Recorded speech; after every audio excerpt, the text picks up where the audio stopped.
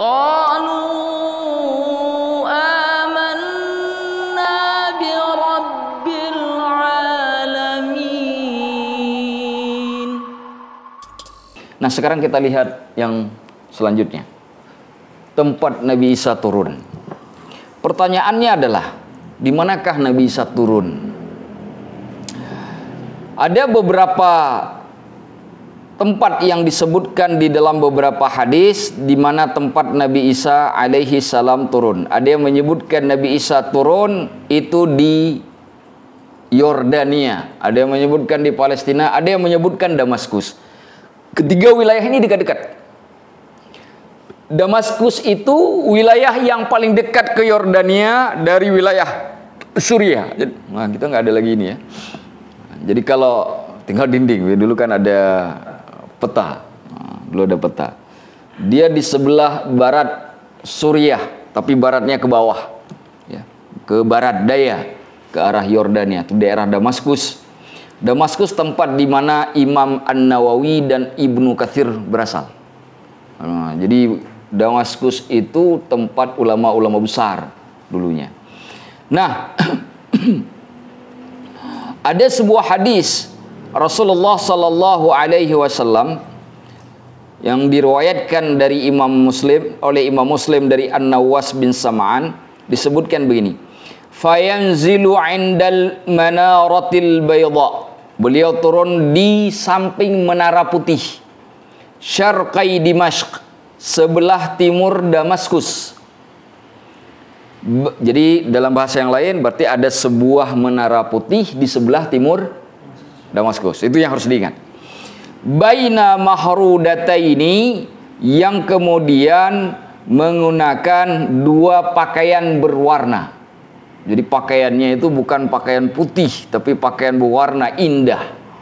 Nah, wadi'an kaffaihi ala ajnihati malakain, meletakkan kedua telapak tangannya di sayap malaikat. Kira-kira beginilah. Nah, tapi jangan dibayangkan betul. Saya hanya ingin menggambarkan turunnya itu bukan seperti turunnya orang naik pilot pesawat, bukan begitu. Ya, itu maksud saya. Jangan dibayangkan seperti itu. Idza taqta'a ra'sahu, apabila beliau mengendukkan kepalanya, qatar, maka turunlah bintikan air dari kepala yang beliau tundukkan tersebut.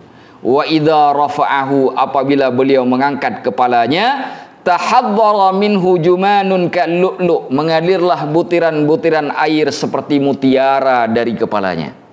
Ada ulama yang menjelaskan makna hadis ini. Qatar di sini bukan air yang sesungguhnya, bukan dalam kondisi basah. Tapi qatar yang dimaksud itu yang keluar atau yang turun itu adalah yakut. Yakut itu apa ya? Batu mulia itu. Batu permata yang turun dari sayap-sayapnya para malaikat. Kenapa begitu? Untuk memuliakan posisi Nabi Isa alaihi salam. Nah, timbul pertanyaan. Kenapa Ustaz diturunkan lagi? Kenapa diturunkan? Diturunkan lagi. Untuk apa diturunkan lagi? Jawaban ditanya untuk apa diturunkan lagi bisa dijawab dengan dari dua sisi. Satu, tidak boleh seseorang meninggal di langit. Karena langit bukan tempat tinggal manusia, tapi tempat tinggal malaikat. Kematian mesti harus di bumi. Maka jika Nabi Isa harus meninggal, maka harus diturunkan ke bumi. Karena itu tempat meninggalnya manusia. Tidak ada yang meninggal di langit. Itu satu. Yang kedua, ada beberapa tugas yang tidak bisa diberikan kepada orang lain dan itu hanya bisa dilakukan oleh Nabi Isa. Di antaranya adalah menghancurkan salib.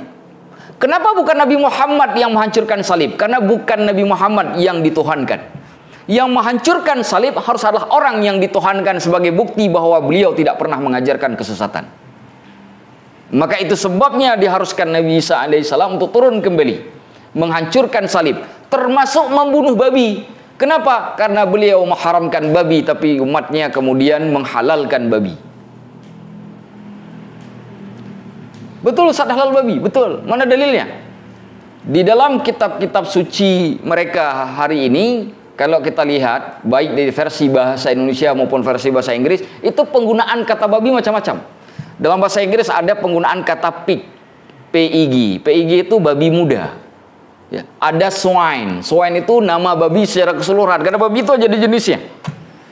Kemudian ada lagi wild swine, babi hutan. Ini mana satu yang benar? Ini babi muda, babi umum, atau babi hutan? Yang mana satu nih? Mana satu?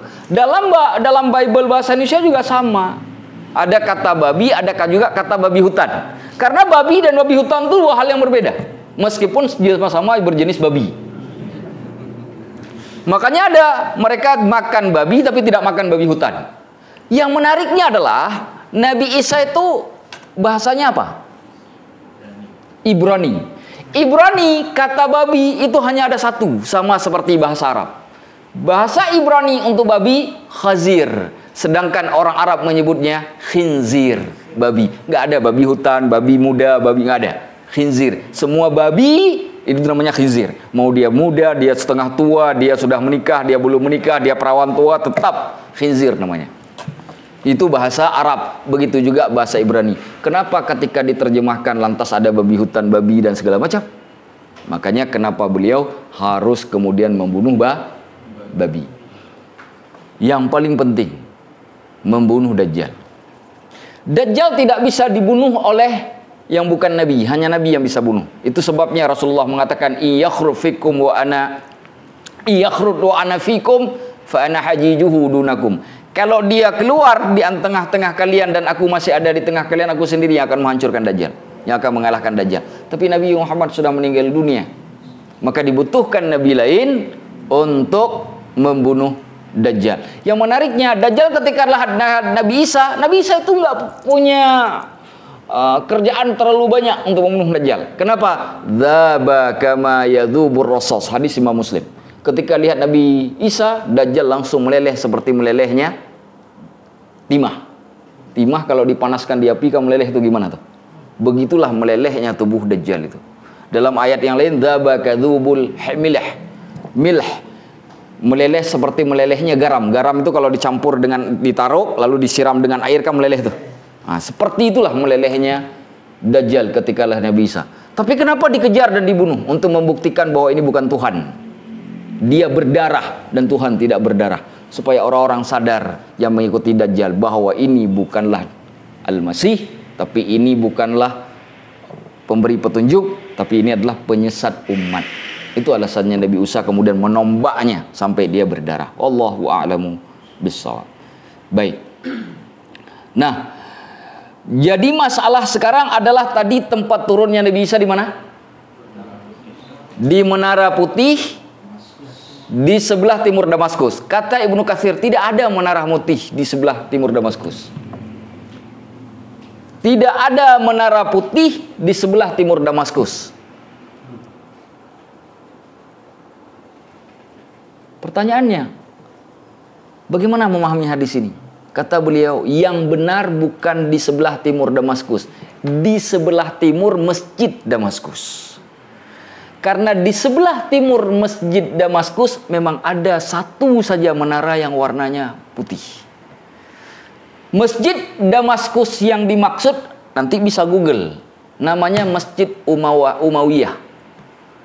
Masjid Umayyah yang di Damaskus itu dibangun oleh masa Muawiyah bin Abi Sufyan itu. Pada dinasti Muawiyah bin Abi Sufyan. Masjid Damaskus. Karena mereka berkuasa di wilayah Syam. Nah, masjid itu semua menaranya warnanya sama. Sampai kemudian hancur oleh orang-orang Nasrani. Lalu orang-orang Nasrani sebagai bentuk ingin permintaan maaf kepada orang Islam mengumpulkan uang, kata Ibnu Katsir.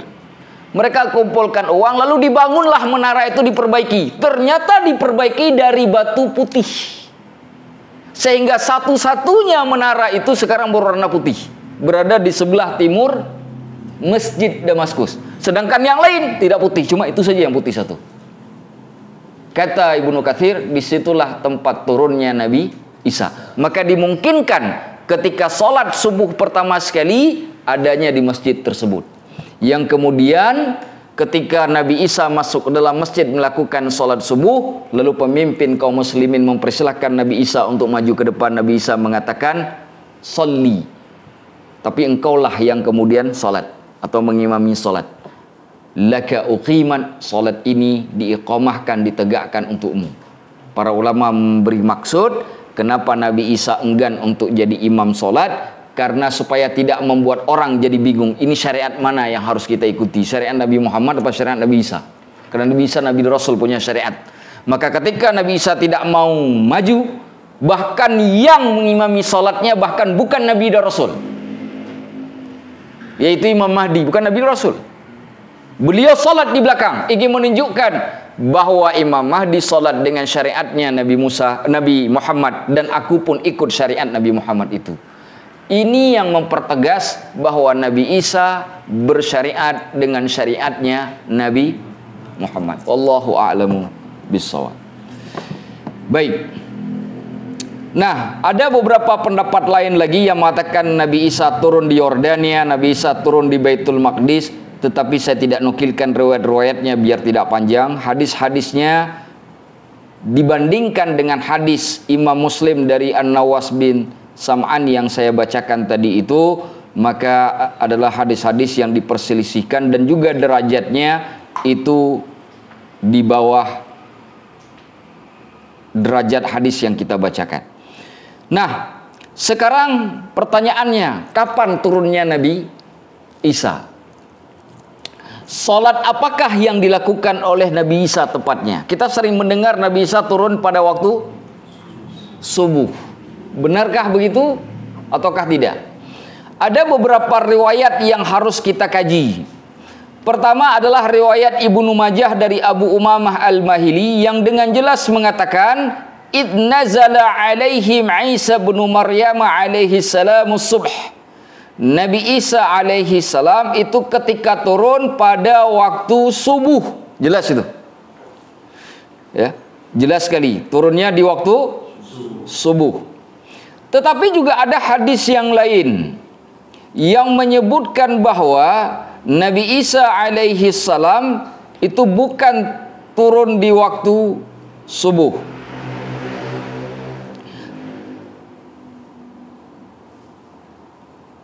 Maaf, sebelum sampai ke sana saya ingin sampaikan hadis yang kedua, yaitu hadis Imam Ahmad dari Utsman bin Abil As yang menyebutkan Nabi Isa alaihi salam itu turunnya pada saat fi salatil fajri, salat fajar. Salat fajar itu salat apa? Subuh juga. Jadi dua hadis tadi mengisyaratkan, satu, Nabi Isa turun di waktu subuh, tepatnya pada saat salat subuh. Dua hadis tadi. Tetapi ada hadis Rasulullah Sallallahu Alaihi Wasallam lainnya yang menyebutkan secara lebih terperinci terkait dengan turunnya Nabi Isa alaihi salam, yaitu hadisnya Imam Ahmad dari Jabir bin Abdullah yang menyebutkan bahwa Nabi Isa alaihi salam yanzilu fayunadi minas sahar, turun di waktu sahur. Berarti waktu sahur sebelum subuh.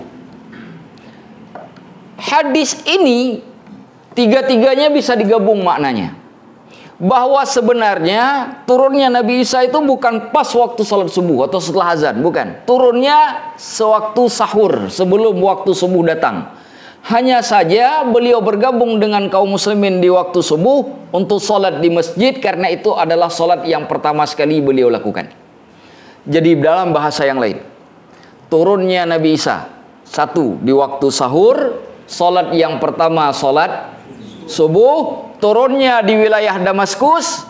Di Damaskusnya di mana? Di Menara Putih sebelah timur Masjid Damaskus. Sebelah timur di Menara Putih, sebelah timur Masjid Damaskus. Ya. Kenapa? Jangan nanti tiba-tiba berpikir jangan-jangan Ustaz di Menara Timur Masjid Istiqlal, ditunggu aja di situ. Enggak turun insyaallah di situ. Turunnya di Damaskus. Jadi kalau mau nunggu ke Damaskus lah, tunggu ya sana. Jangan tunggu di Istiqlal. Nah, di Istiqlal nanti bulan Ramadan cukup iktikaf saja. Nah, jadi kira-kira begitu. Jadi kita sekarang sudah tahu dalam beberapa menit kita berbicara. Satu, Nabi Isa tidak meninggal, tapi diangkat. Angkat yang dimaksud oleh Allah dalam kondisi tertidur. Yang kedua, Nabi Isa diturunkan lagi. Alasan penurunan Nabi Isa ada dua. Satu, setiap Nabi dan Rasul harus meninggal, dan meninggalnya tidak boleh di langit, karena langit bukan tempat tinggal manusia tapi tinggal malaikat. Maka wajib diturunkan kembali supaya meninggal dunia, karena Nabi Isa nanti akan meninggal dunia. Dan setiap Nabi dan Rasul akan sampai pada babnya, itu diharuskan menikah dan punya keturunan. Nabi Isa belum menikah sebelum naik ke bumi, ke langit. Maka diwajibkan turun kembali untuk menikah dan punya anak. Ada ayatnya di dalam Al-Quran. Nanti kita akan bicara. Kalau saya ceritakan sini habis bahan saya. Yang selanjutnya, Nabi Isa alaihi salam mempunyai tugas tertentu yang Allah bebankan. Kenapa beliau diharuskan untuk turun kembali? Yang ketiga, yang keempat, Nabi Isa alaihi salam turun sambil dibantu oleh dua orang malaikat dalam kondisi yang sangat indah, seperti orang yang sedang keluar dari kamar mandi, di mana bola-bola air itu jatuh dari tubuhnya. Yang sebenarnya sebagian ulama mengartikan itu sebagai permata, ya, makanya disebut. Tapi ada yang mengatakan itu air sungguhan, untuk sebagai bentuk keindahan Nabi Isa alaihi salam turun ke bumi ini. Dan beliau tidak turun dengan menggunakan pakaian putih. Kenapa? Kalau turun bagian putih, orang menganggap sudah pernah dimakamkan, pakai kain kafan kan? Tapi pakai pakaian berwarna menunjukkan keagungan dan kemewahan. Yang kelima, Nabi Isa alaihissalam turun di waktu sahur, bukan di waktu subuh. Arti sahur, waktu yang berdekatan dengan subuh. Nah, itu kalimatnya. Karena kalau bulan Ramadan sahur boleh makan minum, masih boleh sholat tahajud, masih boleh berhubungan suami istri bagi yang punya istri. Kalau bagi tidak ada, berhubungan bagi apa? Nah, kan senyum nih Fitra udah sekarang. Dulu dia nggak berani senyum. Sekarang dia sudah berani senyum sekarang. Subhanallah. Nah, di waktu sahur, di waktu subuh semuanya stop. Yang menandakan bahwa beliau turun di waktu yang berdekatan dengan sholat subuh. Sholat pertama beliau dengan kaum muslimin itu adalah sholat subuh. Di mana posisi beliau turun? Di Masjid Damaskus, tepatnya di menara berwarna putih yang berada di sebelah timur masjid. Nah, kalau Allah takdirkan kita punya rezeki, kita datang ke Damaskus sekali-sekali. Mau kita cek masjid itu benarkah sebagaimana yang disebutkan oleh Ibnu Katsir di dalam kitab An-Nihayah fil Fitani wal Malahim terkait dengan menara putih. Saya seumur hidup belum pernah ke Damaskus. Sedangkan di Damaskus ada sebuah universitas namanya Jami'ah Dimashq, Universitas Damaskus. Guru fikih terkenal itu adalah orang yang sering saya kutip kitabnya, yaitu Syekh Wahbah Az-Zuhaili. Nama kitabnya Fiqhus Sunnah wa Adillatuh. Nah, itu guru besar di Universitas Damaskus. Sudah meninggal dunia. Pernah ke Indonesia kalau saya tidak salah ingat 2 kali. Fiqhul Islam wa Adillatuh. Al-Fiqhul Islami wa Adillatuh, itu nama kitabnya. Saya belum pernah ke Damaskus. Di Damaskus juga ada ulama-ulama terkenal yang hari ini ada, baik ulama hadis, ulama fikih, ya, ulama tafsir. Jadi saya semoga nanti kapan-kapan Allah takdirkan kita bisa ke Damaskus sesekali. Jadi penting mengunjungi wilayah-wilayah Islam itu bukan hanya sekedar ingin datang melihat suasana, tapi ingin flashback history.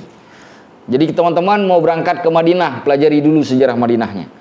Mau berangkat ke Damaskus, belajar dulu Damaskus, sejarah Damaskus. Supaya yang dicari itu, jadi jangan yang dicari itu jangan kulinernya saja. Kuliner, laut, memang di sini nggak ada laut ya. Jadi flashback sejarah itu, ya, sebagai pembuktian.